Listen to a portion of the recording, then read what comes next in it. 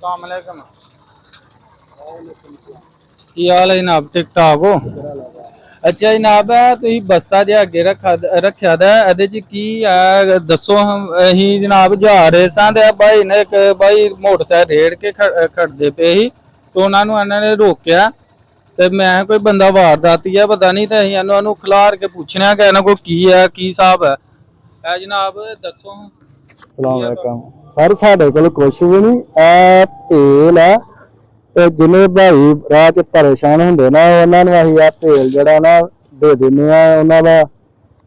ਆ ਵੇਖੋ ਨਾ, ਕਿਹੜਾ ਤੇਲ ਹੈ? ਆ ਪੈਟਰੋਲ ਹੈ। ਕਿਸੇ ਦਾ ਕੋਈ ਰਕਸ਼ੇ ਦਾ ਮੁੱਕ ਜਾਂਦਾ ਹੈ, ਕਿਸੇ ਦਾ ਮੋਟਰਸਾਈਕਲ ਦਾ, ਕੋਈ ਫੈਮਿਲੀ ਨਾਲ ਹੁੰਦੀ ਆ, ਇਹ ਨਹੀਂ ਚਾਹੁੰਦੇ ਕਿ ਪਰੇਸ਼ਾਨ ਹੋਣ।